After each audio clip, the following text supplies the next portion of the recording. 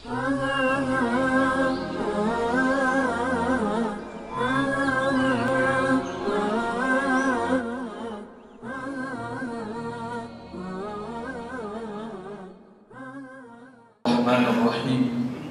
Hamdan bila ghayah lillahi wahdahu la syarika lah.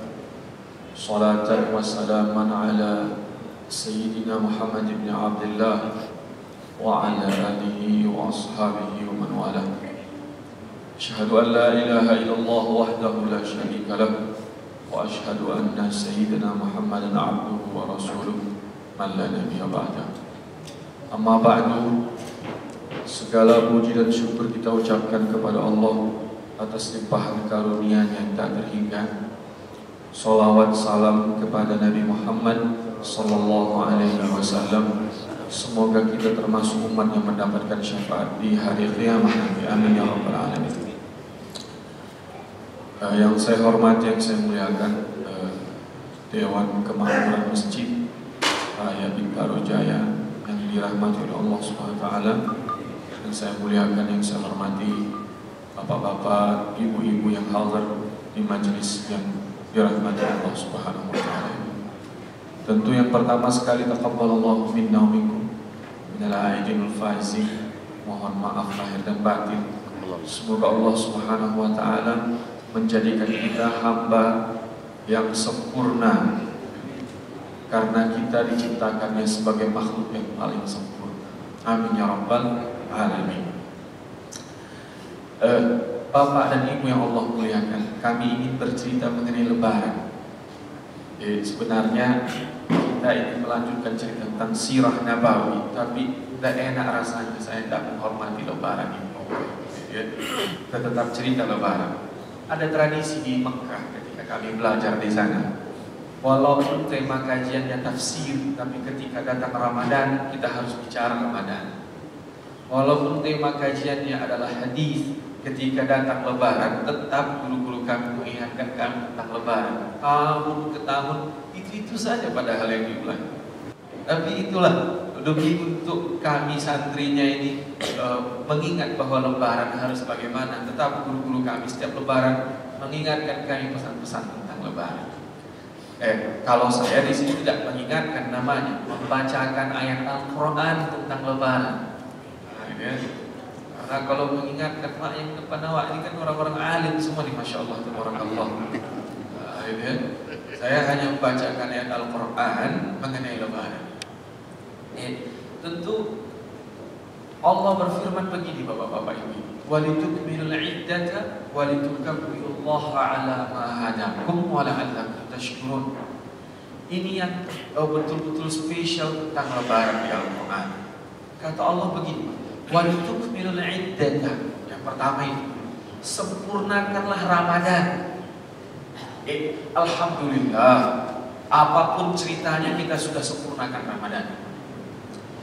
Di antara kita tentu ada yang dapat kelas 1, ada yang dapat kelas 2, ada yang dapat kelas 3.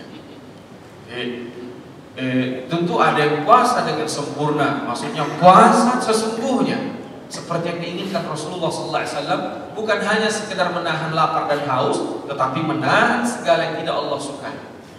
Bukan hanya itu, ada yang meningkatkan ibadahnya di Ramadan. Tarawih, mungkin di antara kita di sini ada yang full tarawihnya 30 malam. Tak ada yang tinggal. Ada di antara ulama tidak puas dia Pak dengan 11 rakaat di masjid bersama. Di rumah dia tambah. Ada ulama yang menambah tarawihnya sampai 46 rakaat. Karena tidak puas dengan 11 atau 23 yang ada. Di rumah dia tambah. Macam-macam. Ada ulama di Ramadan mengkhatamkan Al-Quran seminggu sekali, 10 hari sekali. Bahkan Imam Syafi'i rahimahullah mengkhatamkan Al-Quran sekali dalam 24 jam khusus di Ramadan. Imam Abu Hanifah lebih dahsyat. Imam Abu Hanifah diriwayatkan mengkhatamkan Al-Quran di Ramadan saja khususnya sekali dalam 12 jam. Ini kelas VVIP sudah Pak, tempatnya Allah Subhanahu wa taala. Kita di kelas kita masing-masing Tapi yang ingin kita sempurnakan adalah walitukabbirullah, walitukbirul indaka walitukabbirullah. Setelah kita sempurnakan puasa kita ini, kita harus tukabbirullah, mengagungkan Allah. Dua dimensi di sini, Pak. Mengagungkan secara bahasa verbal kita ucapkan Allahu Akbar, Allahu Akbar, Allahu Akbar, la ilaha illallah, wallahu akbar, Allahu akbar, walillahil hamd. Bentuk di setiap masjid kalimat ini luar biasa. Merinding rumah kita ketika dia memandangkan. Bagi yang emaknya jauh di kampung menetes air matanya. Bagi yang sedang kerja di tengah laut sana, ada orang yang dinas yang tidak pulang ke Ramadan, habis air matanya mendengarkan takbir itu berkumandang. Biasa takbir yang satu ini. Saya waktu masih sekolah di Mekah, emak kita 8.000 km jauh jaraknya sama kita kan. Orang yang sampai kita heran, tawaguk kali anak santri menangis berdaya air mata, ibadahnya hebat. Rupanya karena rindu mama kita, bukan karena hebat ibadah. Walitukabbirullah. Yang pertama itu dulu kita ingat bahwa kita sudah ikut Pak, sudah kita agungkan Allah dengan takbir kita masing-masing. Maka kalau sudah lewat, mengingatkan tuh tahun depan, kalau datang 1 Syawal, jangan pelankan Pak suaramu ketika takbir. Hari itu harus kencang. Kemenangan, kemenangan yang luar biasa. Allah, Masjidil Haram Pak luar biasa. Kalau sudah datang Idul Fitri, yang dikerahkan pun sebagai baca takbir itu Syekh Mullah yang asalnya paling baik. Yang boleh takbir di hari Idul Fitri hanya orang-orang yang suaranya kelas 1. Kenapa? Itu penting. Di setiap pojok kedengaran takbir, mengagungkan Allah Subhanahu wa taala. Yang pertama, dimensi pertama dari segi bahasa kita. Bahkan guru kami mengatakan harusnya di setiap rumah pun harus ada takbir. Ajak anak-anak kita. Allahu Akbar, Allahu Akbar, Allahu Akbar, la ilaha illallah, wallahu akbar, Allahu akbar, walillahil hamd. Tapi agak kecewa sedikit Pak kemarin. Jalan-jalan aku malam takbiran di Sudirman, Gatot Subroto, ingat kayak bukan orang Islam yang tinggal di sini. Sepi kali nampak. Tak ada dekorasi lebaran kayak fungsi pakcai, tak ada resulapan apa kilapan-kilapan ke masjid, lampu di gedung seperti Selamat Natal. Ini orang Islam yang tinggal di Jakarta ini orang apa yang pengen? Agak kecewa juga aku sedikit Pak. Pengen sampaikan entah kemana nggak tahu aku. Di sini aku sampaikan sudah. Kok tidak ada nampak meriah? Ini tangan Bintaro kita ini kalau lebaran yang lain banyak nampak dekorasi. Mana anak muda kita ini? Bukan kita salahkan orang lain, kita yang salah. Kenapa kita nggak bikin lampion yang indah apa macam supaya betul-betul tukabbirullah, mengagungkan Allah dari versi itu dulu. Kita dekorasi masjid kita beda. Rasulullah Sallallahu Alaihi Wasallam mengagungkan Allah dalam perspektif ini keluar di saat salat Idul Fitri dengan pakaian yang paling bagus. Islam butuh simbol juga, Bapak. Keluar dengan pakaian yang paling bagus. Dan Rasulullah SAW pakai minyak wangi yang paling enak dan paling mahal yang dia punya. Kalau lewat Nabi di bulan Ramadan, di bulan Lebaran, sholat Idul Fitri, apalagi memang Nabi keringatnya saja pun sudah wangi. Gak kayak kita pula ya kan. Nabi SAW. Saya ulangi lagi dalam hal mengagungkan Allah perspektif ini, bapak-bapak, ibu-ibu. Nabi sebelum Lebaran tiba ingatkan para sahabatnya, besok kita sholat di tanah lapang. Biasanya Nabi kalau bapak ibu yang sudah umroh sholat Idul Fitr di luar Masjid Nabawi, ada di sana masjid namanya Masjid Ghamamah. Kalau bapak tahu, ibu tahu ya. Masjid Khamamah ini kadang-kadang dipakai sholat Idul Fitri, sholat minta hujan, sholat yang dibutuhkan tanah lama. Nabi pesan begini, di sini kita sholat Idul Fitri, dia bilang begini, anak-anak aja, perempuan aja, yang muda aja, yang tua aja, yang menstruasi pun keluar, ikut mengagungkan Allah Subhanahu wa Ta'ala hari ini. Kita mau tunjukkan kemenangan kita. Dua hal, kepada siapa yang Bapak mau tunjukkan, Pak? Pertama, kepada semua manusia, Bapak umumkan bahwa saya berhasil. Yang kedua, 1 Syawal, Syaitan and friend, Syaitan and friend keluar, Pak, bebas dari penjara yang bernama neraka, kan begitunya. Beberapa Ramadan di penjara kan. Bulan Syawal dia keluar semuanya. Saat dia keluar, dia tengok orang di bintara, putih semuanya, bersih, sedang mengumandangkan Allahu Akbar, Allahu Akbar, Allahu Akbar. Di situ Pak, mental si setan dan teman-teman ini langsung cium. Dia harus mengumpulkan strategi yang sehebat-hebatnya untuk menghancurkan kembali kita selama 11 bulan ini. Kita tunjukkan, kalau kita bilang Pak, dengan takbir kita, dengan passion kita, dengan segala yang kita punya ini, kita bilang masyarakat, saya siap menghadapi kau selama 11 bulan yang akan datang. Maka perlu ditunjukkan kalau kita sedang merayakan kemenangan kita, supaya syaitan betul-betul takut menghadapi kita. Padahal dalamnya rapuh juga, ya kan? Itu yang pertama, mengagungkan Allah SWT. Tentu yang kedua, ini yang sebenarnya yang diinginkan oleh Allah. Walitukabbirullah, kita mengagungkan Allah, bahwa segala yang Allah larang mestilah kita tinggalkan. Saya sering mengatakan kepada diri saya begini, ya Allah, maafkan saya. Sering, bukan hanya sekedar tidak sengaja, tapi saya sadari melakukan yang Engkau langgar hanya gara-gara saya silau dengan kemewahan dunia. Doa munajat tahajud saya sering saya ucapkan ini, Pak. Kenapa? Karena apalagi saat lebaran, di hati saya sering saya ucapkan, maafkan saya ya Allah, maafkan saya ya Allah. Kenapa saya bilang begitu? Harusnya saya diperintahkan Allah, mengagungkan Allah dengan melaksanakan perintahnya, meninggalkan larangannya. Saya mau introspeksi diri saya depan bapak-bapak. Saya nilai diri saya saat 1 Syawal, 2 Syawal, 3 Syawal, demi Allah, ilmu agama yang saya pelajari ini kadang-kadang tidak mampu mengajak saya untuk benar-benar mengagungkan Allah di lebaran. Apa yang ingin saya katakan kepada diri saya sendiri?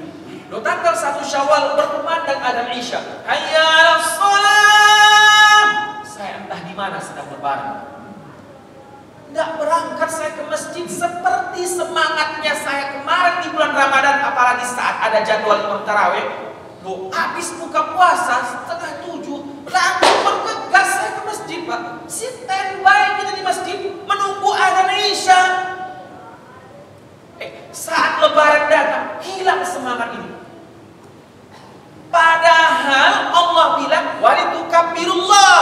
Harusnya semangat yang ada di Ramadan itu ketika datang lebaran lebih hebat. Saya udah berkali-kali sholat subuh di sini. Kalau ini ramai terus sholat subuhnya luar biasa ya. Mudah-mudahan masjid kita ini terus istiqomah. Sholat subuhnya ramai terus. Seorang tokoh Yahudi pernah mengatakan begini, Islam itu jangan kalian teliti statistik rudal sportnya atau senjata F berapanya atau pesawat apanya. Umat Islam itu ketika ramai sholatnya jangan lawan, kata orang Nasr Yahudi. Kenapa orang Yahudi berani menggempur Yaman, berani menggempur Syria, berani menggempur Irak, berani menggempur Palestina? Jawabannya, karena sholatnya sudah tidak ramai. Gak ramai. Walitukabbirullah, saya bilang dari diri saya sendiri, dalam hal mengagungkan Allah di bab sholat 5 waktu, saya sering harus minta maaf sama Allah Subhanahu wa Ta'ala. Bahkan kadang-kadang kita begini Pak, karena perjalanan menghibur anak dan istri, sepulangnya kena macet, akhirnya kita bilang begini sama Allah, ya Allah mohon maaf, saya harus menjamak takhir sholat saya. Padahal perintahnya apa Pak? Wali tukabbirullah, bukan wali main-main ke Ancol, bukan wali main-main ke Janggeleng, bukan wali main-main entah kemana, tapi wali tukabbirullah. Coba tanya diri kita masing-masing, jika sholat 5 waktu kita abaikan, termasuk gak sih kita sebagai orang yang mengagungkan Allah SWT? Kalau saya jawab langsung ke diri saya, Salman gagal kalau lebaran ini, Ramadan. Maka saya berdoa lagi sama Allah, ya Allah tolong izinkan saya merasakan Ramadan tahun depan, karena masih gagal saya dengan Ramadan tahun ini. Saya selalu Pak menilai diri saya dalam lebaran. Yang saya nilai adalah wali tukabbirullah, mengagungkan Allah. Pertama yang saya nilai dengan diri saya adalah sholat 5 waktu saya. Ketika benar-benar saya gagal, ya Allah, menyesal, betul-betul menyesal. Sayang sudah 30 hari Ramadan yang saya lewati. Berjuang saya sholat subuh berjamaah, berjuang saya sholat isya sampai tarawih selesai. Kadang saat senggang itu saya tadarus bersama di masjid. Lapar dan haus saya rasakan selama 30 hari.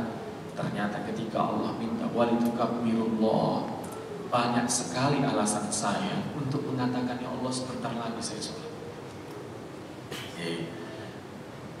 Sholat. Yang kedua, saya bilang kepada diri saya sendiri betapa gagalnya saya mengagungkan Allah. Lupa saya pas saat lebaran makan saya bersama keluarga, yang saya lakukan apa? Foto dulu menu makanan, nanti di share di bed lebaran bersama keluarga.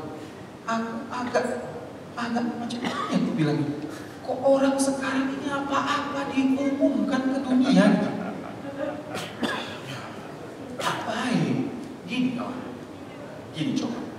coba dulu renungkan Bapak dan Ibu, posisi Bapak dan Ibu adalah anak pemulung yang di samping rel kereta. Bapak, kita ini semua anak pemulung Pak, yang ayahnya entah di mana, ibunya entah di mana. Bapak ini, kita ini semuanya ikut. Tapi Bapak juga ikut main medsos. Bapak main pet, Bapak juga main Facebook. Coba sudah diposisikan Bapak ini semua. Kira-kira ketika Bapak Ibu lihat di Facebook orang, di Twitter orang, di pet orang, dia berkumpul bersama keluarganya, apa yang Bapak rasakan Pak? Ya Allah sedihnya Bapak. Bapak melewati lebaran Bapak sendirian, dan gak ada teman ketawa, gak ada teman makan bersama. Hati-hati menebar yang seperti ini, kadang-kadang tidak baik. Ini penyakit selfie ini muncul bahkan di kalangan para ulama. Sekarang ada juga nih, misalnya saya ceramah nih, saya foto dulu Pak, lagi ceramah di Masjid Raya Bintaro Jaya. Aku pikir ini penyakit ini kok muncul di kalangan para penceramah juga, aku pikir. Wah, kalau penceramahnya juga udah tertular penyakit ini, gimana umatnya kan Pak? Gimana? Bukan bilang ini haram, kita tidak perlu bicara haram atau tidak haram, tapi perlu kita pikirkan efeknya ketika kita melakukan.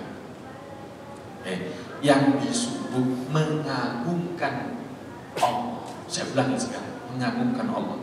Dua model yang kita jelaskan pagi ini sama-sama apa? Mengagungkan Allah secara simbol tadi yang saya bilang, bahwa kita berbaju yang baru, kita pakai parfum yang enak, yang wangi, kita ikut takbir, kita sholat, kita Idul Fitri, kita ramaikan masjid. Yang kedua, yang ini yang paling baik itu apa? Kita mengagungkan Allah dengan melaksanakan semua perintahnya, meninggalkan semua larangannya. Perintah yang paling utama, ayo introspeksi saya ajak tadi semuanya, sholat 5 waktu. Kalau saya ingatkan, ya Allah saya minta tahun depan ikut lebaran, ikut hari raya Ramadan. Karena sudah berapa kali saya bilang sholat saya harus sama takhir, hanya gara-gara mengajak anak istri safari. Banyak pertanyaan yang masuk di handphone saya. Ustaz, kejebak macet, boleh tidak saya jamak takhir? Bila seorang muslim memahami walitukabirullah, ya Allah, walitukmilul iddata walitukabbirullaha ala ma hadakum wala'allakum tashkurun. Semoga kita bersyukur. Ya Allah, digandengkan oleh Allah dua istilah yang berbeda tapi makna sama. Dua istilah yang berbeda, yaitu mengagungkan dan bersyukur. Istilahnya nampak berbeda, Pak, tapi maksudnya sama. Sama-sama apa? Baik tukabbirullah atau tashkurun, maksudnya agar kita menjadi hamba Allah yang mau betul-betul mengabdi kepadanya. Maknanya apa? Segala perintah sekecil apapun lakukan, segala larangan sekecil apapun tinggalkan. Dua istilah didekatkan Allah dengan dua lafaz yang berbeda tapi maksud yang sama. Berarti Ramadan kita, kalau Al-Quran bercerita, memang benar-benar diinginkan oleh Allah agar kita menjadi hamba yang mengabdi, yang melaksanakan perintah, meninggalkan larangan. Yang merokok mulai berpikir, ya Allah, ini baik ya Allah. Dia mulai berpikir itu.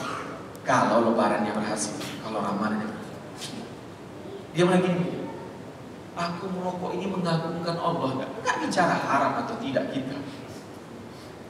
Ketika bicaranya mengagungkan dan bersyukur, enggak lagi bicara haram atau halal. Merokok ini termasuk mengagungkan Allah enggak? Enggak. Kalau pula jawaban hatiku mengagungkan Allah, bantai situ kalau kata Nabi tadi. Tapi mulai jawabannya, oh iya enggak. Yang mulai, ya Allah hari ini sematang aja lah ya Allah. Mulai gitu. Karena ingin mengagungkan Allah. Ya. Luar biasa bila dipakai makna mengagungkan dan bersyukur. Yang selanjutnya, saya ingin melihat Rasulullah SAW mengagungkan dan bersyukur di sini seperti apa. Di Lebaran Rasulullah SAW ada cerita begini, Pak. Ini panas kita contoh. Gini, Rasulullah pulang Idul Fitri, ada anak yang menangis. Ada anak yang menangis. Didekati oleh Rasulullah. Dia tidak tahu ya Rasulullah.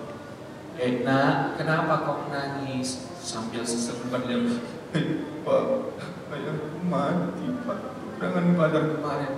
Ya Allah, hati Rasulullah. Baru saja selesai Badar. Kan Badar itu Ramadan terjadi. Meninggal Pak di bulan Ramadan.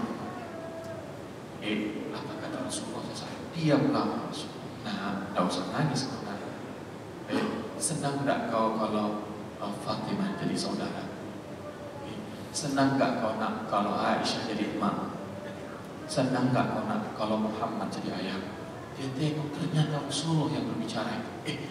Ini pesan singkat, Pak. Pesan singkat sekali. Hanya sekedar cerita sebenarnya. Coba, sudah kita lakukan itu lebaran ini? Ada anak yatim yang kita datangi. Seperti yang sudah saya bilang di sini. Kalau secara rame-rame kita kasih ini apa macam, kadang-kadang nggak jadi apa-apa. Yang dilakukan Rasulullah SAW tadi, dia tidak kasih sembako mana yatim itu, tapi mengasih spirit mana itu. Nah, mau tidak kau kalau Fatimah jadi adiknya, dari kakak, itu dahsyat Pak.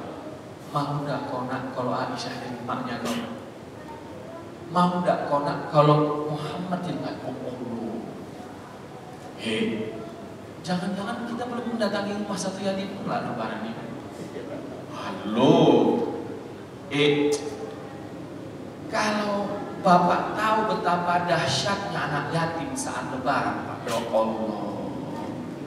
Kadang-kadang jangan opor, Pak. Jangan opor ayam. Warteg, menu warteg tempe orang kan nggak ada. Anak yatim. Banyak Pak, jangan kita bilang sedikit. Di Bintaro Jaya ini banyak. Kadang-kadang mereka hanya lebaran di tempat kumuhnya mereka saja. Tak ada orang yang datang menjenguk mereka. Karena katanya mereka tak layak untuk dijenguk. Mereka lah seharusnya yang menjenguk. Lihat Nabi Sallallahu Alaihi Wasallam, dia datang, luar biasa. Kalau saya boleh cerita, saya melewati Lebaran di masa yatim, sedih sekali Pak. Makanya saya berusaha sekarang ya, datangi anak yatim, walaupun hanya 1-2 orang, jadikan dia keluarga kita. Bukan hanya kasih sembako dan baju Lebaran, tapi kita peluk dia, kita kasihnya semangat bahwa kami adalah keluarga. Kalau ini diamalkan oleh umat Islam, semua orang akan ikut Lebaran dengan baik dan benar. Akhirnya anak yatim-yatim kita yang di jalanan ini, 1 Syawal, Bapak pasti lihat sudah ikut cerek lagi Pak di jalanan. 1 Syawal di perapatan lampu merah, dia sudah bawa celengan lagi Pak. Saya kebetulan kemarin khutbah di daerah Cibubur. Dari Cibubur saya ke rumah mertua saya di Peninggalan Timur. Ya Allah, saya dulu sudah bisa begini keadaannya. Banyak mereka yang masih hari tanggal 1 Syawal, jangan-jangan dia gak sempat sholat Idul Fitri. Saya pikir gini, kemana Departemen Sosial Republik Indonesia? Atau kemana umat Islam? Kemana saya? Karena 1 Syawal memang yang saya datangi hanya keluarga saya. Rasulullah SAW selesai Idul Fitri, dia angkat 1 derajat anak yatim. Setelah itu anak ini ketawa riang sejadi-jadi, dia peluk Rasulullah SAW, bahwa dia ikut main sama anak-anak yang main petasan Pak. Kenapa? Dia nggak butuh petasan, atau bukan karena nggak punya petasannya, dia butuh ini loh Pak, itu loh, ada yang dia pegang ayahnya. Oh, ada ayahku sudah, Muhammad SAW. Nah, Lebaran bersama Al-Quran, kalau seandainya kita contoh luar biasa, Lebaran bersama Al-Quran, Lebaran bersama Rasulullah Sallallahu Alaihi Wasallam. Tapi kita di Indonesia sudah punya tradisi yang luar biasa Pak, yang mudah-mudahan tidak hilang dari Republik kita ini. Apa itu? Saat Lebaran kita punya tradisi silaturahim. Pasti saya kita ke kakak kita ke ayah kita ke emak kita, jangan hilang itu. Bahkan ada yang tidak ada di Mekah di Indonesia. Apa itu Pak? Saya lihat setelah saya Indonesia, saya perhatikan 1 Lebaran orang-orang, bukan hanya orang yang hidup Pak silaturahim, orang meninggal pun datang. Kalau aku lihat ini fenomena yang senang hati aku, kalau aku pribadi Pak ya. Ada orang yang ini bid'ah, tapi kalau aku senang hati aku. Kemarin aku ke rumah mertua karena mertua di Tanah Kusir, 1 jam lebih aku macet di tempat Tanah Kusir itu. Aku tanya istri, kenapa? Orang siaran. Apa? Ini luar biasa orang Indonesia ini. Jadi kita saat Lebaran bukan hanya yang hidup saja yang kita datang, yang sudah berangkat pun kita datang. Kalau ayahnya sudah meninggal, assalamualaikum ayah. Inilah ayatul faidah, apa dia jangan mungkin baca Yasin, dia nggak mungkin nilai ayatul faidah di kuburan kan? Baca Yasin, dia baca doa. Jangan hilang itu, mudah-mudahan terus ada.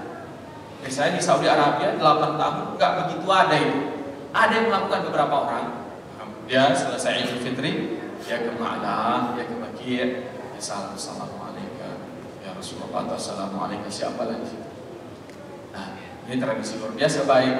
Ya, kita punya tradisi yang juga tidak pernah saya lihat di Saudi Arabia, itu ada takbir keliling. Nah, kalau perlu lebih banyak itu, lebih banyak dan sound sistemnya lebih soft. Jangan ada yang merasa terganggu lah pada malam itu. Karena itu namanya kita bernegara Pancasila. Saat Natalan pun kita yang umat Islam tidak usah terganggu dengan suara lonceng, karena kita harus menghargai mereka. Saat gongsi Pak Cai pun datang, kita tidak usah terasa terganggu. Karena itulah kemajemukan kita. Saat kita Lebaran pun, jangan ada yang merasa terganggu lah. Ya cuma 1 malam, ya kan? Bilang takbir banyak harus setiap masjid bikin. Meriah nampak dunia ini. Kalau dibikin itu, takutlah tuh setan. Setan langsung nelpon Allah SWT lagi. Ya Allah, masukkan aku ke neraka lagi, gak jadi aku kepada orang ini, ya kan? Karena kita semangat betul-betul menghadapi Lebaran. Nah, tradisi-tradisi seperti ini yang ada di kita ini, yang mudah-mudahan bisa dipertahankan karena baik. Ada makna silaturahim yang luar biasa terjadi di negara kita saat Lebaran. Dan satu lagi, ada makna sedekah yang sangat dahsyat di negara kita. Karena setiap kita silaturahim, misalnya kita adik-beradik 7 orang, kita pagi itu makan opor ayam 7 kali itu. Ini kita apa namanya, positif kita menganggap bahwa apa? Kepemurahan Ramadan ditunjukkan di Lebaran. Kalau kami di Medan, Pak, di kampung saya khususnya, Lebaran itu ada makanan spesial yang keluar, namanya lemang. Ada yang tahu lemang? Tahu ya? Lemang. Jadi semua rumah ada lemangnya. Lebaran. Kalau di Jakarta ini kemudian ketupat, kan? Semua rumah ada ketupat. Kalau kami di Medan semua rumah ada lemang. Apa itu maknanya? Kita ingin bersedekah. Semua orang saat itu bersedekah. Hasil Lebaran. Tadi saya bilang ada yang tidak berhasil, ada yang berhasil juga kita di satu sisi. Mudah-mudahan keberhasilan Ramadan yang kita dapatkan kita sempurnakan. Ada setidaknya 2, silaturahim dan pemurah. Ada satu hal yang belum bisa kita lakukan, itu mengagungkan Allah SWT melalui sholat 5 waktu. Dan ini saya yang saya bilang, mungkin bapak-bapak berhasil. Kalau saya sudah berapa kali sampai 6 Syawal ini harus kadang-kadang sholatnya tidak tepat waktu, hanya gara-gara jalan-jalan. Harus kadang-kadang tidak tepat waktu, hanya gara-gara acara halal bihalal. Mudah-mudahan kita bisa melaksanakan perintah Allah ini. Saya ulang Bapak Ibu ya. Walitukmilul iddata walitukabbirullaha ala ma hadakum wa la'allakum tashkurun. Tukmilul iddah, sempurnakan Ramadan sudah kita. Tukabbirullah, mengagungkan Allah. La'allakum tashkurun, bersyukur. Maknanya sama walau 2 istilah yang berbeda. Saya ulangi lagi bahwa kita harus menjadi hamba Allah yang sempurna mengabdi kepada Allah Subhanahu wa taala dengan makna segala perintah Allah sekecil apapun kita lakukan, segala larangan Allah sekecil apapun kita tinggalkan. Ini saja mungkin yang bisa saya sampaikan ke Bapak dan Ibu. Mohon maaf, insya Allah kajian sirah nabawi kita akan kita lanjutkan nanti setelah Lebaran ini di waktu sesudah ini, insya Allah, yang sudah kita bikin temanya mengenai jihad ekonomi Rasulullah SAW ataupun jihad politik Rasulullah SAW. Apabila ada yang ditanyakan, dipersilakan Bapak Ibu.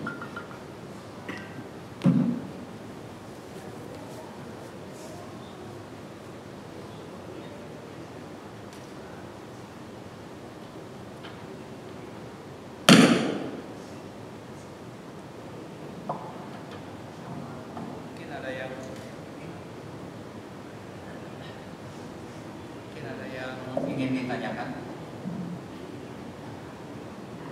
temanya halal bihalal ya, Ibu.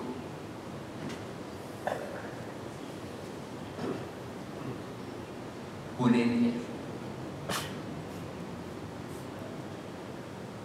Assalamualaikum warahmatullahi wabarakatuh. Ustaz, tadi seperti kata Ustaz, kita menyambut Syawal itu pakai hiasan-hiasan. Apakah itu di Mekah emang dilakukan begitu? Soalnya kita takut nanti malah mencontoh tradisi agama lain gitu. Terus yang kedua saya mau bertanya, kalau kita meminjamkan uang, misalnya 100 juta gitu ya, apakah kita bayar zakatnya? Apa yang peminjam yang bayar zakatnya? Terima kasih Ustaz. Assalamualaikum warahmatullahi wabarakatuh.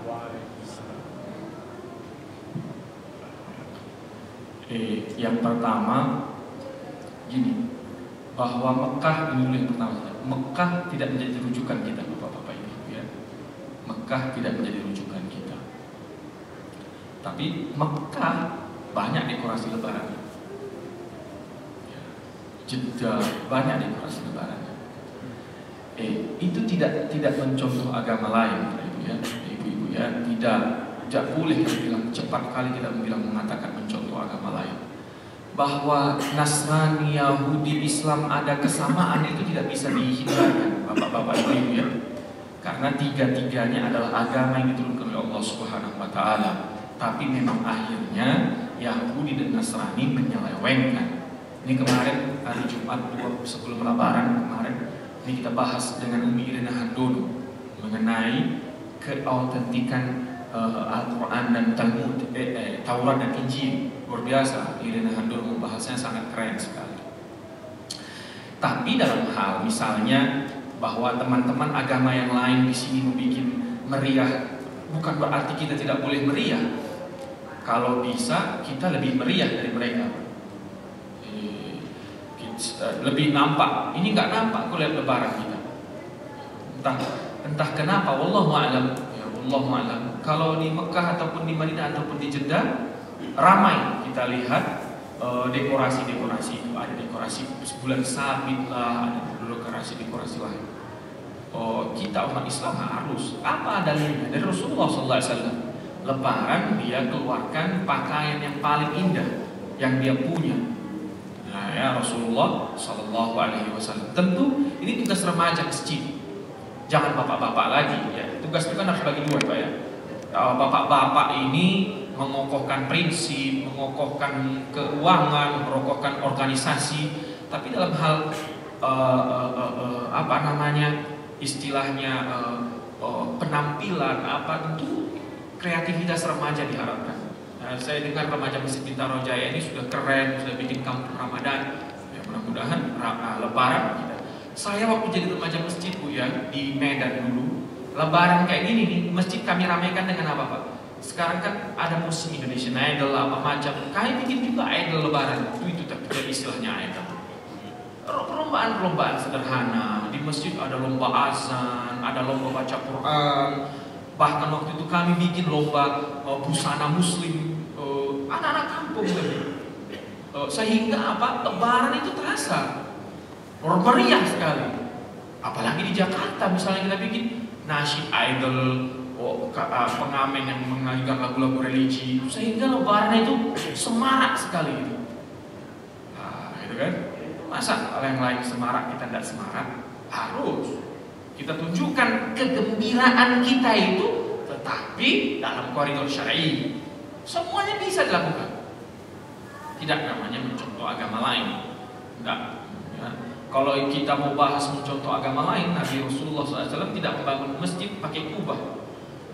Rumah ibadah pakai kubah itu dimiliki oleh siapa pertama kali? Yunani apa macam, kemudian ditiru oleh Nasrani, kemudian ditiru oleh Yahudi, kemudian Islam mengadopsi. Jadi tidak perlu terlalu kita bilang mencontoh agama lain itu pantas kita benar-benar anti sekali. Yang tidak boleh kita contoh itu cara ibadahnya, janganlah pula ya. Cara berpakaiannya jangan. Tapi ketika kita ingin menyemarakkan Lebaran, banyak cara yang bisa kita lakukan untuk menyemarakkan Lebaran. Desainnya berbeda. Tiba-tiba di sini ada dekorasi yang lebih. Lebaran. Ini cuma spanduk biasa aja buat selamat Idul Fitri. Gak nampak kalau malam. Gak nampak kalau malam, gak nampak. Nah itu. Insya Allah tahun depan kita lebih merangi remaja, ada yang hadir remaja Masjid Bintaro ya. Maksudnya sebintaro ini. Nah, yang kedua, apabila berhutang, kita ngutangin orang gitu ya, uang sebanyak apapun 100 juta, 300 juta, 1 miliar, zakatnya ke siapa wajibnya? Ini ya. Tapi saya pelajari lagi nanti Bu ya. Ibu harus datang lagi saat pengajian saya ngisi. Ini fiqh ini fatwa itu ya. Saya takut sekali menjawab hal-hal seperti ini. Tapi saya jawab begini. Sebaiknya yang punya uanglah menzakati uangnya karena itu miliknya. Tetapi yang ngutangin itu tetap wajib menzakati itu. Yang menerima uang. Nah itu juga sudah jadi usaha dia. Apalagi untuk usaha dan lain-lain sebagainya. Saya jawab begini ya. Yang mengutangkan atau yang dipiutangkan sama-sama mengeluarkan zakatnya 2,5%. Dua-duanya. Karena harta ini masih harta, sama-sama harta mereka sudah.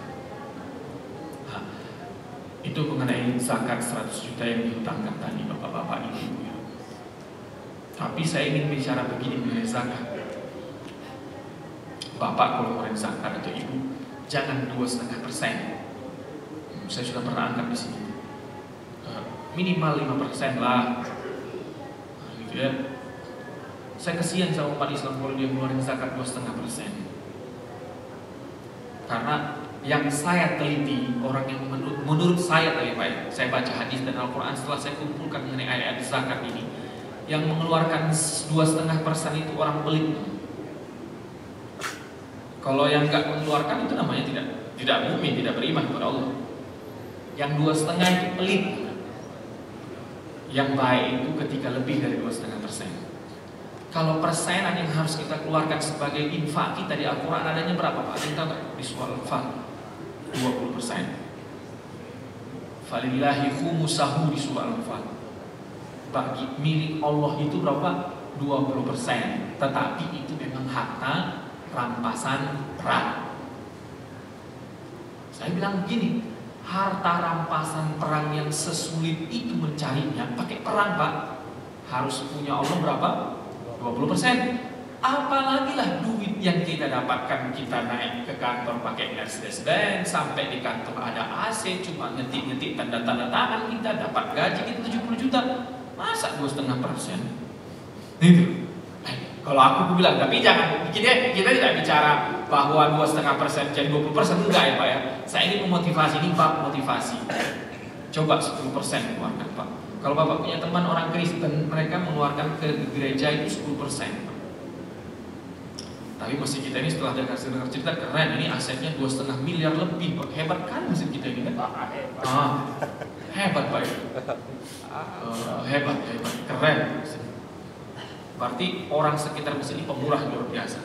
Ini remaja masjid, sekaligus saya bilang remaja masjid harus pandai-pandai kan memanfaatkan uang banyak itu. Harus bisa kalian mempujuk bapak-bapak ini supaya keluar duit itu bisa digunakan untuk kegiatan. Itu cara ngelobinya aja itu deh. Lobby bapak-bapak ini. Kalau lobbynya tepat 1 miliar pun keluar. Tapi kalau lobbynya kurang pas nggak keluar nanti gitu kan. Remaja ini kan. Nah itu. Saya ulangi ya Pak ya, mengenai zakat yang saya ingin sampaikan bukan hanya sekedar hukumnya tadi, tapi ketika mengeluarkan zakat, keluarkanlah lebih dari 2,5% supaya luar biasa manfaatnya lebih banyak. Nah ya, kalau bisa dikeluarkan pakai manajemen amil yang pernah saya jelaskan di sini kemarin Pak. Konsep amil harus diperbaiki. Amil itu maknanya bukan membagi-bagi zakat, tetapi memanage zakat. Selama ini dipahami hanya sekedar membagi, tetapi itu sebenarnya yang diinginkan Rasulullah memanage zakat supaya lebih bermanfaat untuk orang yang menerima. Zakat itu Pak, kalau sudah punya Bapak zakat, misalnya Masjid Raya ini 2,5 miliar. Bapak sudah punya nggak database orang yang menerima? Wah, punya. Database-nya itu misalnya gini. Tahun 2016 kami temukan fakir miskin di RT RW sekian, nomor rumah sekian, kondisi rumahnya begini, kondisi saya begini. Tahun depan 2017 harus punya database kita. Oh, dengan zakat Masjid Raya Bintaro Jaya, sekarang dia kontrak lebih normal, lebih ini, gitu Pak. Itu amil namanya. Kalau cuma dia kumpul bagi, itu bukan amil namanya, itu pembagi-bagi zakat. Nah, ini yang namanya amil itu dia punya database. Akhirnya bisa umumkan dengan bangga amil gini Pak. Alhamdulillah para hadirin salat Idul Fitri, berkat zakat Bapak dan Ibu, jumlah orang miskin di RT RW sekian dan di sini jangan bertambah Pak, berkurang. Nah, itu amil namanya. Baik amil zakat fitrah atau amil zakat harta. Ini kuliah belum sempurna. Udah ada kita, udah kita lakukan sebagian-sebagian, tapi kita sempurnakanlah sama-sama. Kalau Bapak perlu tim, saya siap jadi timnya itu Pak. Membuat programnya apa yang harus kita lakukan misalnya sama remaja ini. Nah, kita bikin programnya sehingga wah luar biasa. Orang merasa Masjid Raya Bintaro Jaya betul-betul menanggulangi kemiskinan. Gara-gara zakat itu. Zakat itu ya. Semoga kita bisa ya Bapak Ibu ya, zakat kita ini betul-betul bermanfaat untuk orang sekitar kita ya. Amin ya rabbal alamin. Nah, itu ada lagi Bapak-bapak? Saya ada lagi. Pak Arden.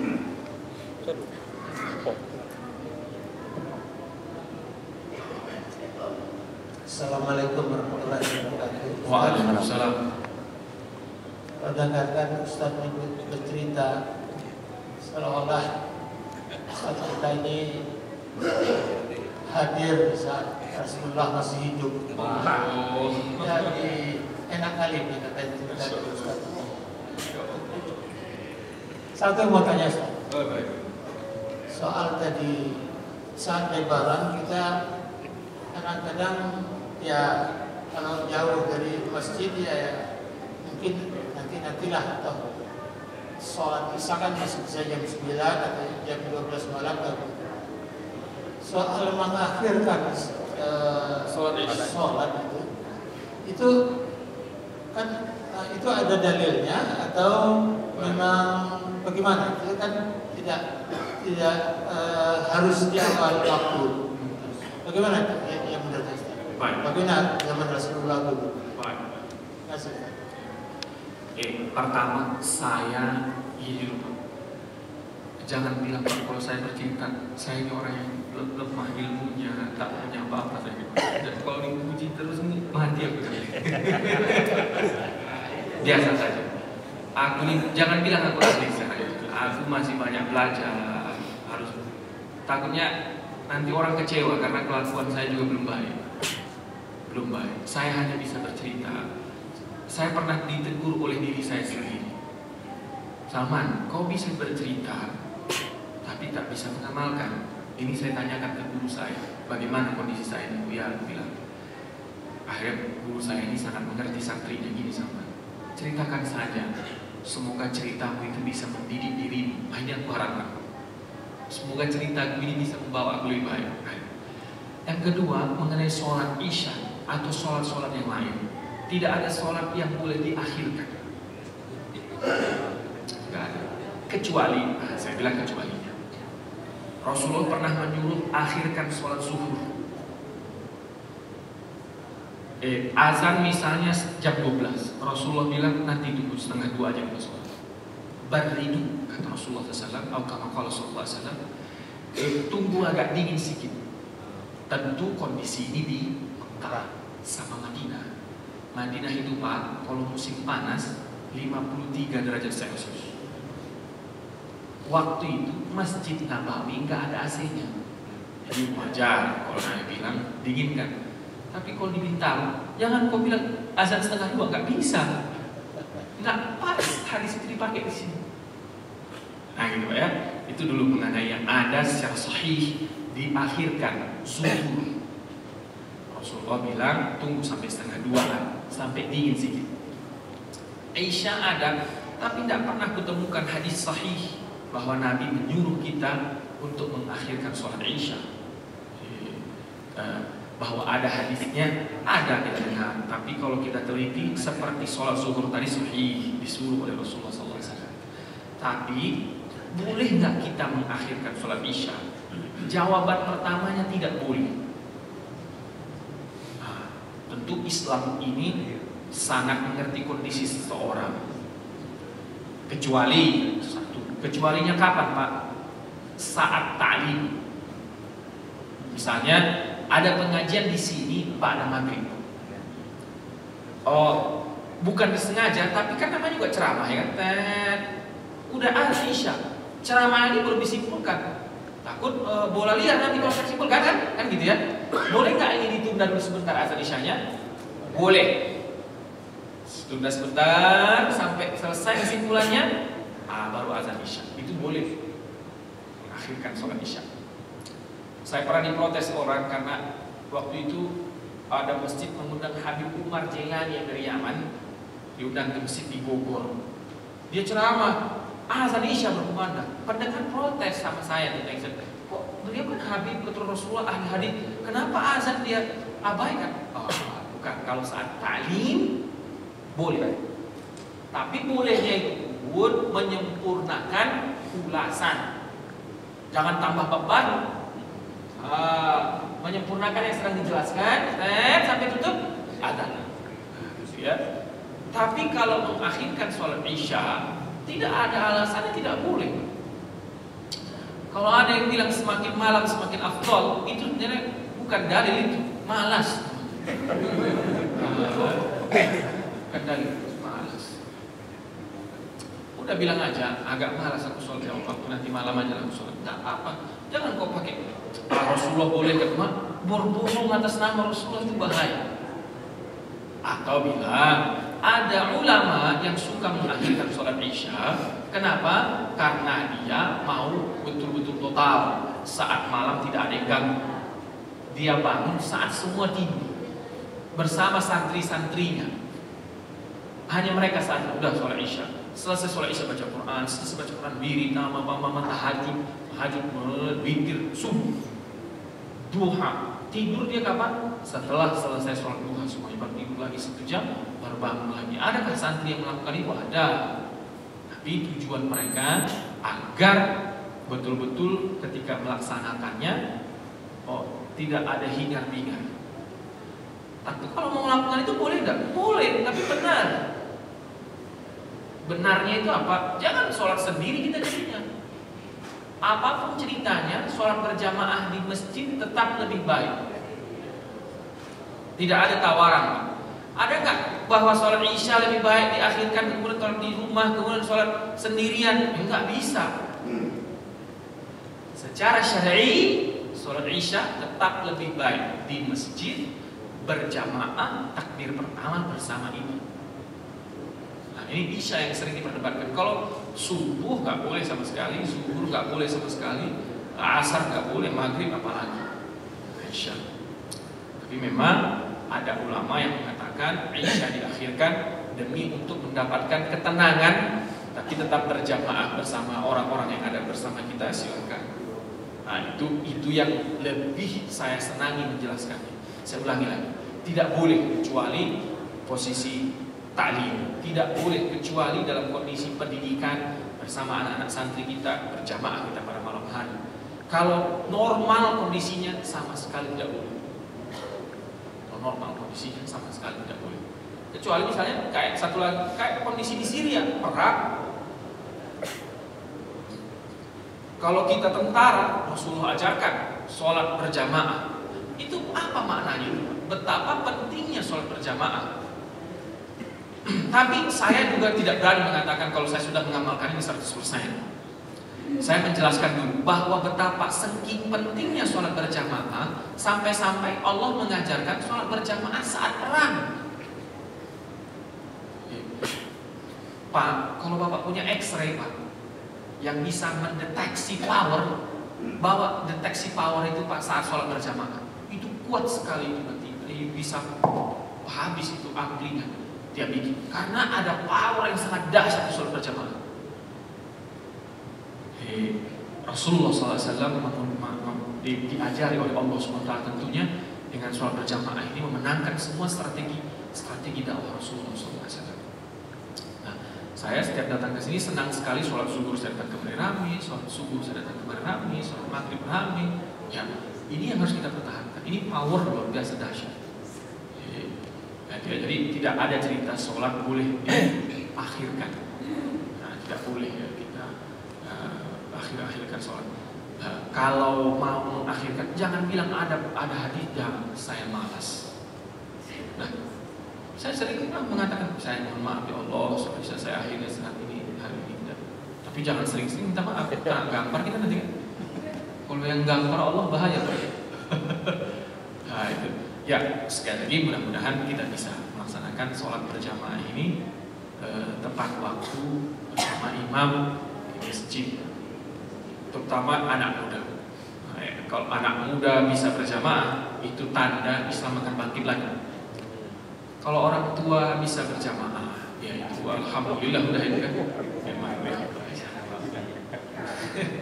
karena udah dekat ke Balikpapan kan. Muda Nabi berjamaah, itu keren, luar biasa. Ada kekuatan yang dahsyat kalau anak muda bisa berjamaah, luar biasa. Terima kasih Pak. Assalamualaikum Ustaz. Waalaikumsalam. Jadi dikatakan bahwa pemberdayaan zakat. Kalau kita lakukan itu, berarti kan kita harus berikan lebih. Bagaimana dengan yang lain? Karena banyaknya orang miskin. Ini misalnya kita pilih 10 orang saja. Ini kan mengambil uang lebih besar dari yang lain. Bagaimana dengan yang lain? Apakah kita tidak berdosa gara-gara itu? Demikian. Assalamualaikum warahmatullahi wabarakatuh. Baik. Dalam memanage zakat tentu manajemennya harus diatur baik-baik oleh amil, ya. Maka saya bilang tadi perlu database, harus ada database sehingga tidak adil, tidak mengambil yang lain. Database ini nanti yang akan jadi acuan kita siapa yang lebih utama di antara, misalnya kita punya fakir miskin di Bintaro ini 100 orang. Database ini kan ada yang paham statistik kita pasti kan? Database inilah yang akan membahas secara ilmu pengetahuan kita bikin yang paling layak dibantu 10 orang pertama ini. Saya bikin juga gini Pak, bahwa yang 10 orang ini punya komitmen berhasil keluarkan zakat ke kita. Yang ini nanti akan kita untuk adilnya lagi yang lebih sehingga tentu tidak bisa kita tuntut amil simsalabim abracadabra. Amil harus mempresentasikan programnya di depan ahli. Harus Pak. Misalnya amil mau melakukan apa? Harus ada ahlinya, ada appraisalnya, ada orang ininya, ada orang, sehingga apa yang dipresentasikan oleh amil bisa dibuktikan. Tesis saja bisa dibuktikan, kenapa ini nggak bisa dibuktikan kan? Database menunjukkan ada ini yang bisa dibuktikan oleh amil bahwa inilah yang paling layak dibantu. Tidak lagi kita namanya mengambil hak orang lain. Ayo mainkan ini. Tentu ini yang paling bisa zakat harta, Pak. Zakat harta yang paling bisa di wilayah ini. Karena zakat fitrah Bapak harus keluarkan kemarin malam 1 Syawal paling lama kan. Yang ini yang bisa kita kelola seperti ini adalah zakat mal, zakat harta. Manage seperti ini bisa. Nah, enggak apa-apa kita ini dulu tidak apa-apa. Nah, tapi enggak apa-apanya ini jangan pakai emosi. Enggak apa-apanya pakai ilmu pengetahuan. Kalau sekarang apalagi zaman sekarang ada ilmu statistik bisa dipakai. Kalau ilmu fikih juga sebenarnya ada statistiknya di fikih, Pak. Dibahas di fikih itu statistik. Siapa yang paling layak untuk dibantu? Di fikih dibahas begini. Apalagi udah modern kita sekarang, makin bisa kita teliti. Sehingga betul-betul pemberdayaan melalui zakat terlaksana di masjid kita ini luar biasa. Bisa, pasti bisa. Apalagi wilayah Bintaro kita ini banyak orang yang pintar, banyak orang alim, sehingga ini bisa dilaksanakan. Saya kira begitu Pak. Jadi tidak namanya zalim, tidak namanya kita mengambil hak orang lain. Karena kita melakukannya pakai manajemen yang dipresentasikan dengan baik, yang sudah dinilai oleh ahli itu layak dipakai. Allahu a'lam. Yang kita berikan itu supaya tumbuh dan bisa. Ada juga waktu itu kita lakukan, diberikan itu bedah rumah. Nah itu kan tidak produktif. Iya, jangan bedah rumah Pak. Jangan bedah rumah. Bedah rumah boleh, tapi kan makanya aku bilang harus ada orang ahli di sini. Aku nggak ahli bilang gitu. Mengenai praise, mengenai yang lebih utama, aku nggak ahli di sini. Harus kita panggil ahlinya. Kira-kira orang ini yang lebih penting, ada orang yang ahli kayak gitu Pak. Oh enggak, ini yang lebih penting kita bukakan warteg untuk dia. Itu. Dan itu amil, makanya namanya amil, bukan wazi' as-sadaqah. Wazi' itu yang membagi, ini amil, harus berpikir. Makanya amil digaji profesional. Loh, nggak boleh Pak, nggak digaji profesional. Amil digaji profesional. Fikih mengatakan amil itu tidak mendapat bagian 12,5% dari yang itu, enggak, tapi profesional. Harus profesional. Kalau amil 1/8 yang diberikan, enggak boleh. Enggak boleh. Amil itu kan 1/8. Amil itu profesional. Coba nanti Bapak tanya ke ulama-ulama lain, saya masih dangkal ilmu saya mengenai itu. Yang pernah saya pelajari amil itu profesional. Bukan 1/8. Banyak sekali lembaga besar pun salah kaprah dalam hal ini. Saya dengar itu Pak, 1/8 dibilang amil. Bukan, amil itu profesional. Setelah dibikin profesional, kalau dia bilang enggak, aku gajiku kembalikan ke badan zakat, fabi hawa ni'mah, itu yang paten ya kan? Tapi bahwa dia profesional, ya profesional. Supaya berdayaan zakat itu luar biasa hebat. Maka tidak boleh aku yang bilang bahwa lebih baik rumah, enggak, ahli, tenaga ahli. Oh, dari orang psikolog harus diajar, Pak. Jangan-jangan orang pemalas itu. Iya. Kan? Nggak tahu, bukan karena hanya sekedar miskin dia, rupanya dia pemalas. Di sini ada psikolog lumayan. Ambil itu sistem yang dahsyat Pak, kalau dibahas sebenarnya. Apalagi kalau dilihat di masa Rasulullah. Ambil itu Pak, sampai ada bagian satpamnya pun ada. Saking banyaknya harta Rasulullah di masa itu dijaga pada malam hari. Siapa yang jaga waktu itu yang jadi satpamnya? Abu Hurairah radhiyallahu anhu. Berarti amil layaknya satu bank yang besar. Badan zakat itu bank yang besar. Sampai ada satpamnya. Tidak mungkin kalau hartanya sedikit, nggak mungkin ada satpamnya. Ditaruh di rumah Rasulullah aja. Berarti ada satpamnya, ada ininya. Tentu kalau Islam berlaku dengan baik, ini semua di bawah namanya Baitul Mal. Manajemen ini sebenarnya di bawah manajemen Baitul Mal. Baitul Mal membawahi zakat, wakaf, infak, tabarruat, asuransi, namanya Baitul Mal. Tapi kan konsep Baitul Mal sengaja dihilangkan dari umat Islam. Nggak ada yang tahu Pak sekarang konsep Baitul Mal di mana adanya. Saya coba membahas itu di masa dinasti Bani Umayyah, dinasti Bani Abbasiyah. Sulit sekali saya mendapatkan data-datanya dan lain sebagainya. Nggak tahu saya coba baca pun nggak ketemu saya di sejarah mereka itu konsep Baitul Mal. Entah memang sengaja dihilangkan oleh siapa, kita nggak tahu. Kita tanya pun ada ulama-ulama, kayak mana sih operasional Baitul Mal secara sempurna? Ini kita wujudkan zaman sekarang. Mahmud Yunus di Bangladesh bisa mengungkap itu luar biasa. Wallahu a'lam, saya belum bisa. Assalamualaikum Ustaz. Yang ingin saya tanyakan berkaitan dengan tadi taklim, bahwa taklim itu penting sehingga sholat pun bisa ditunda. Sekarang pada bulan Ramadan kemarin dan sekarang juga masih banyak orang yang pada waktu taklim dia baca Quran keras-keras, bukan mendengarkan taklim. Nah itu bagaimana hukumnya Ustaz? Terima kasih. Diusir. Taklim, menuntut ilmu. Saking pentingnya Allah bilang gini, yarfa'illahu alladhina amanu minkum walladhina utul ilma darajat. Berarti iman dan ilmu disejajarkan oleh Allah. Ini saking pentingnya Pak ya. Iman dan ilmu sangat penting sampai-sampai disejajarkan oleh Allah SWT. Maka menuntut ilmu, saya kasih dua motivasi dulu. Bapak ketika datang tadi dari rumah kemari dengan niat ta'lim, dengan niat sholat saja beda Pak. Kalau dengan niat sholat saja, Bapak didampingi oleh malaikat raqib dan atid. Tapi kalau dengan niat ta'lim, Bapak didampingi oleh 4 bodyguard malaikat. 4 Pak. 2 di kiri, 2 kanan, tambahan dari raqib dan atid. Kalau Bapak coba resapi baik-baik, Bapak sekarang lebih sehat daripada tadi. Saya ini Pak sering dalam keadaan demam datang ceramah karena keyakinan saya 4 bodyguard ini. Kenapa? Sepulang saya ceramah sembuh udah sakit. Ada 4 Pak. Penting sekali ta'lim. Menuntut ilmu, kata Imam Syafi'i, lebih baik daripada 1000 rakaat sholat.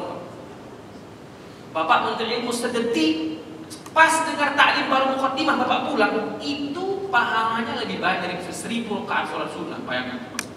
Apalagi lah baca Quran. Itu bilang gitu jawabnya Pak ya. Jadi ulang lagi jawabannya. Menuntut ilmu pahalanya walau sedetik lebih baik daripada 1000 rakaat sholat sunnah.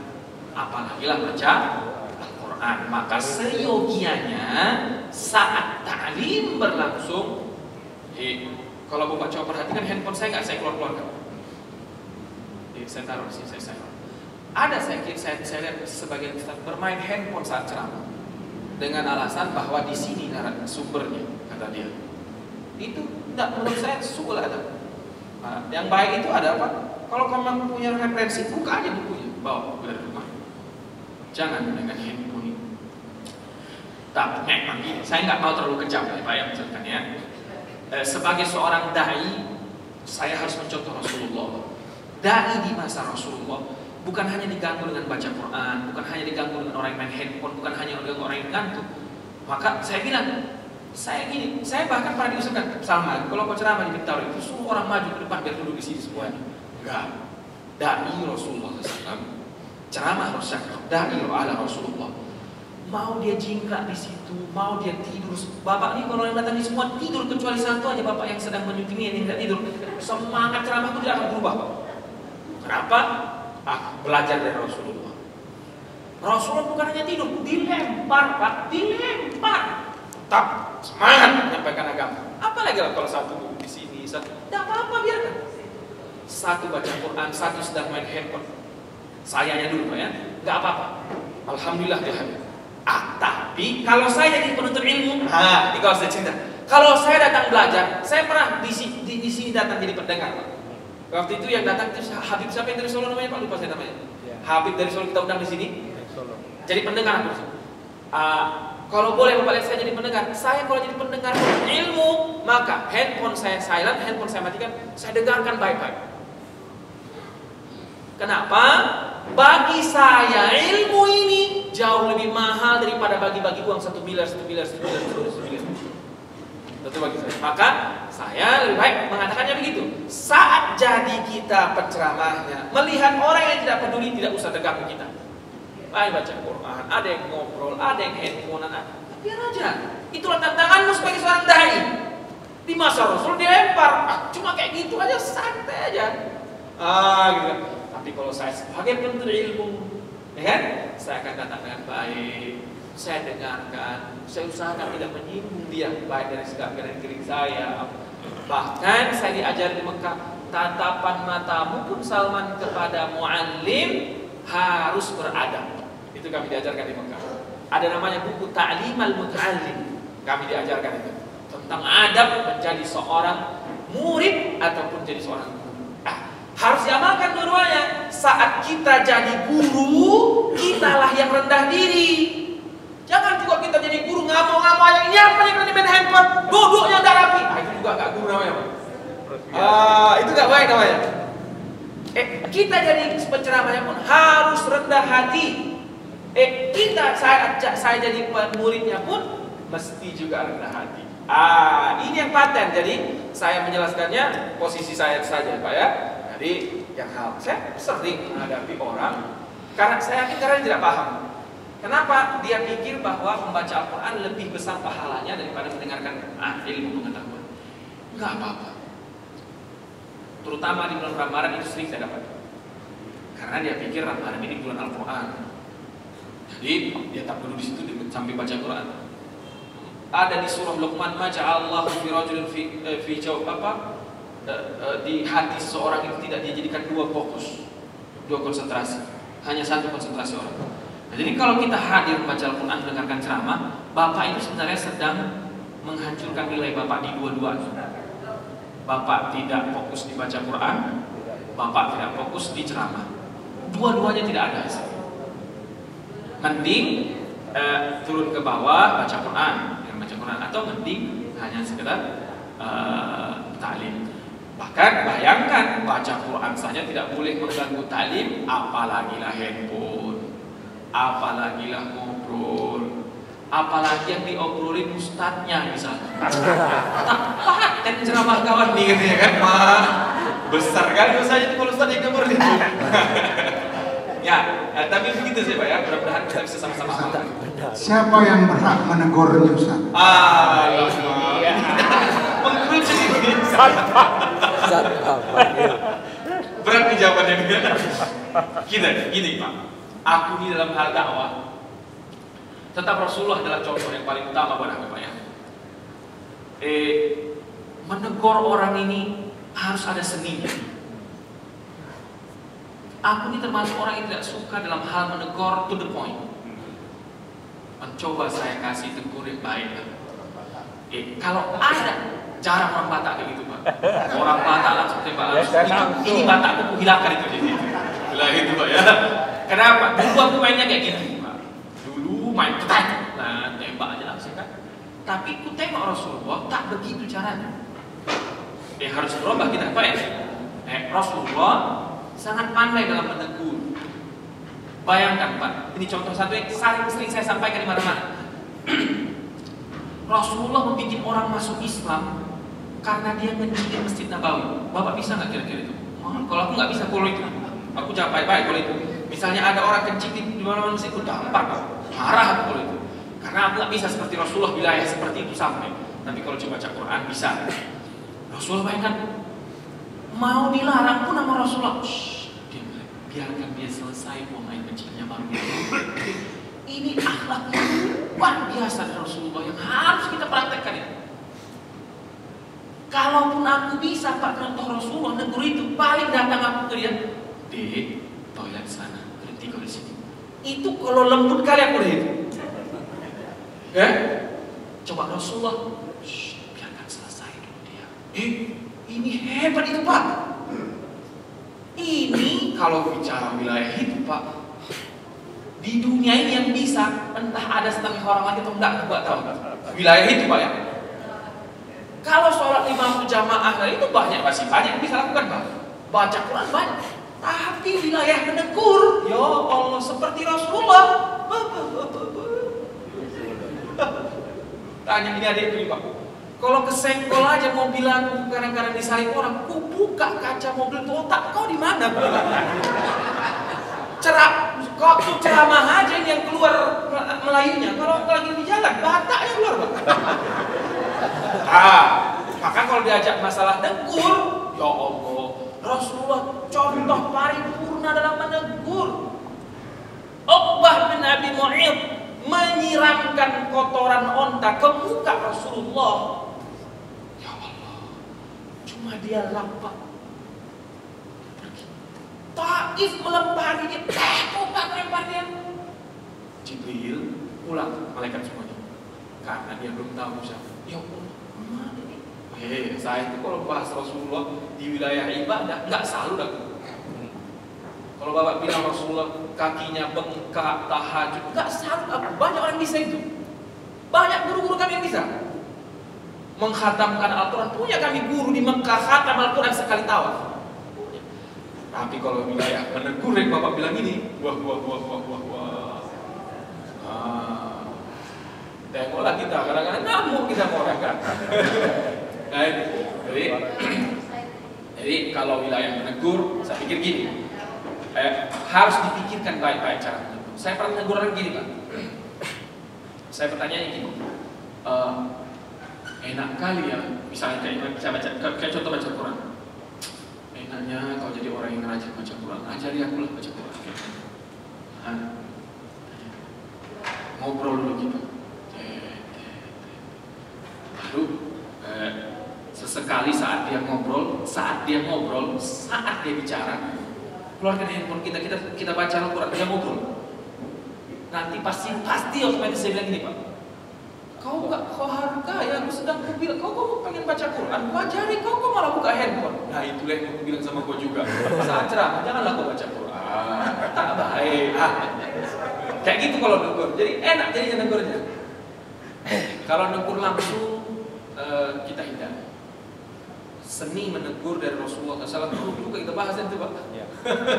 Seni menegur ala Rasulullah SAW yang dahsyat, luar biasa, sehingga Islam itu dalam 23 tahun terkembang karena luar biasa manajemen nasihat Rasulullah SAW itu paten dan luar biasa sempurna.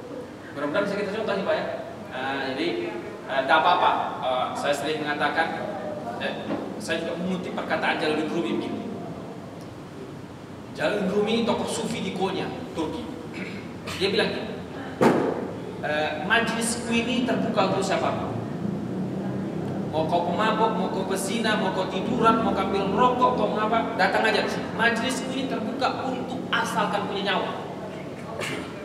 Mau kafir, mau muslim, datang saja. Efeknya Pak, saya sudah kokonya Pak. Efeknya di Konya Pak. Tahu, Bapak kalau ngomong Jalaluddin Rumi di Konya ditegur orang Bapak harus bilang Hadrat Maulana.